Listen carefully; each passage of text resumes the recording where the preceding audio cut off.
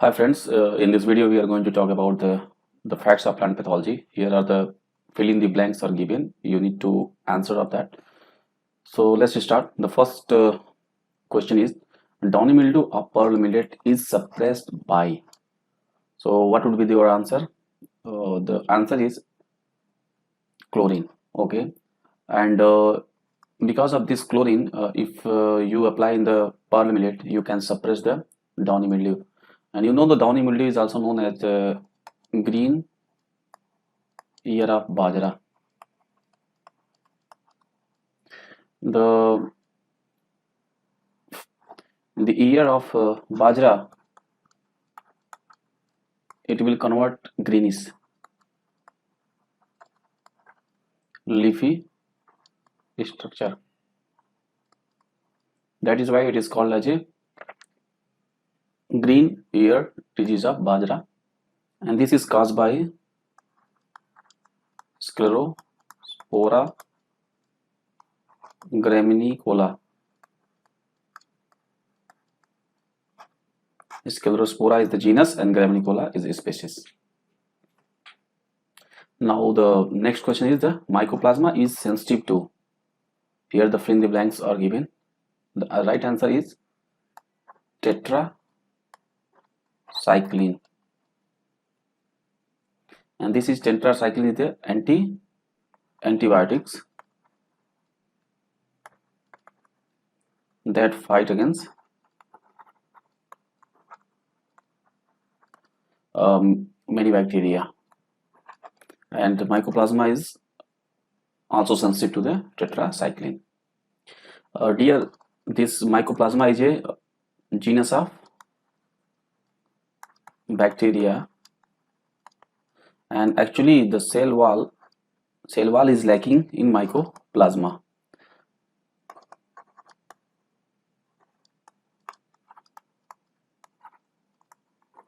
Okay, and because of this feature, this is mycoplasma is mostly naturally resistant to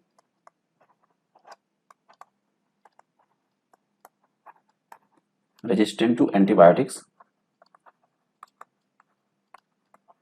but it is sensitive to tetracycline. That's why the fill in the blanks are here given that for which this mycoplasma is sensitive. So remember that this is a genus of bacteria, and this is lacking the cell wall, and this is naturally resistant to the antibiotics but susceptible to, or you can say sensitive to, tetracycline. Now the next question is asking the first transgenic plant was developed in the world. कौन सा ऐसा plant है जो कि first time develop किया गया? So the right answer is tobacco. If you see this is the first, but apart from this tobacco, many plants are now available in the transgenic like corn, soybean, cotton, papaya, canola. So these are the different transgenic plants mostly grown across the world, and in India only the cotton are allowed.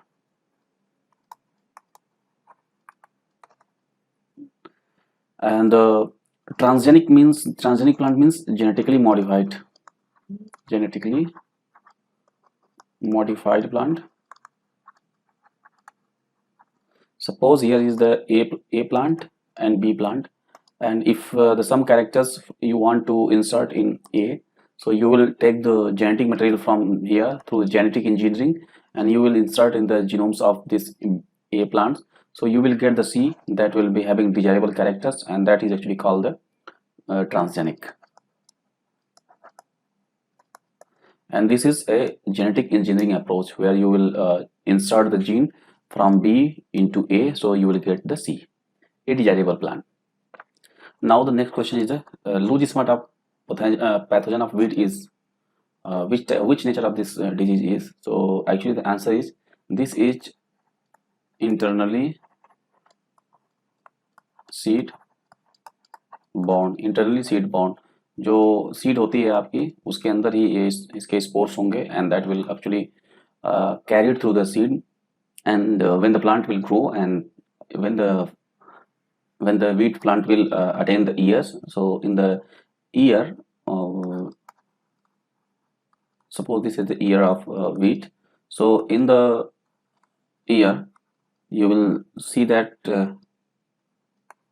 sooty black color will form in the place of grain, and this is actually the spore of fungus. Okay, so actually this is internally seed borne, and the fungus that causes the loose smut of wheat is Astylagotritis. Okay, so the fungus is Astylagotritis, and this is internally seed borne, and in the place of grain you will see the sooty olive black powder, and that is the main symptom of the loose smut, and this cause actually the low quality of the grain in the wheat. The next question is here the fill in the blanks are given. Are considered to be infectious proteinaceous particle which have no nucleic acid. So what would be your answer? Guess which one is the infectious proteins particle which have no nucleic acid.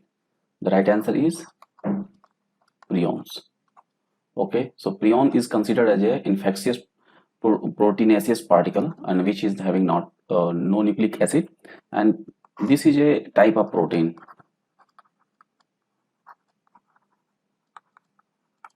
So it is a type of protein actually, and it leads to the normal protein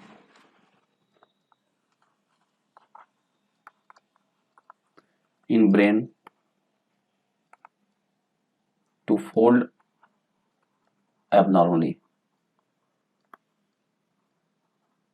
So this actually causes the disease in both human and animal. Okay, so this is all about the prions. So always remember that prion is a type of protein, and actually because of this protein the normal protein in brain will folded abnormally, so that's why it is caused a disease in both human and animals. So now the next question is asking one of the factor causing malformation of mango malformation. So what happens if you see that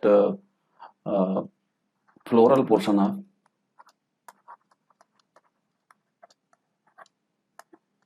mango deformed?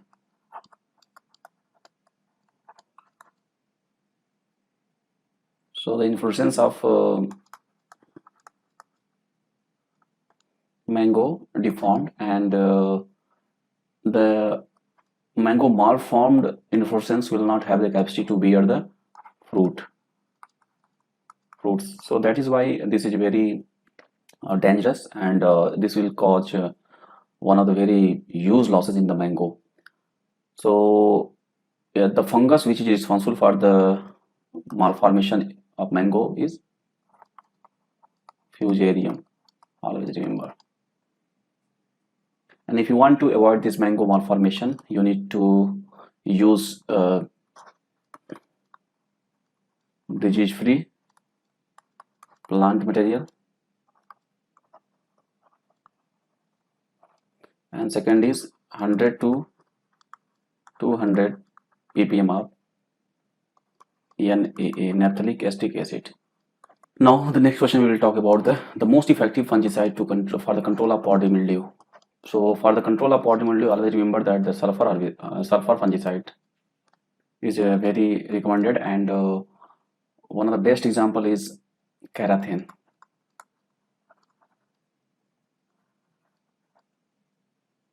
Now the next question we will discuss here the vector responsible for the spread of potato leaf roll virus disease. So the right answer is aphid, and aphid is actually the safe sucking pest. So that is why actually it attack on the potato, and if the infectious plants are there, and if it is infected, and if it will suck the sap from here, so it will transfer to the healthy plant.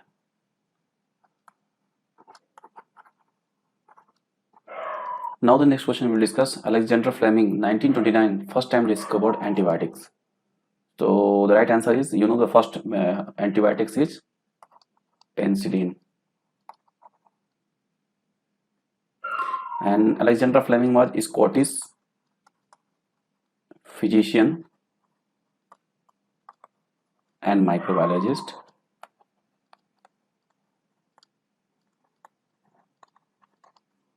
and he discovered the world first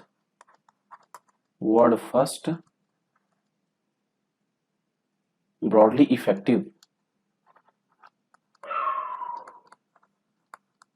antibiotics, that is penicillin. So that's why he is very famous. Alexander Fleming, 1929. You must remember that he discovered the penicillin, and that was a broadly effective antibiotics at that time. And he was actually a Scottish physician and microbiologist, and he was awarded for that a Nobel Prize.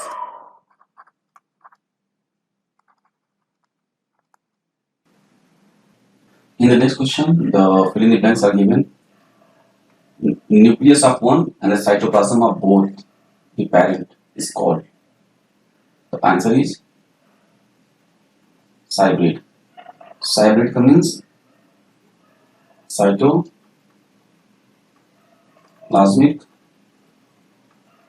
hybrid. Suppose here is the two parent A and B, and C is cybrid. So cybrid will have the nucleus of one species and cytoplasm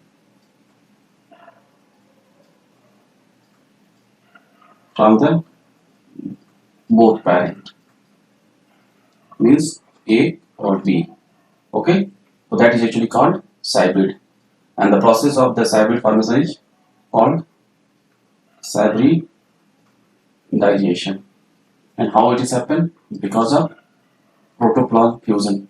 Protoplasm fusion, we will develop the cybrid, and the process that is called cybridization.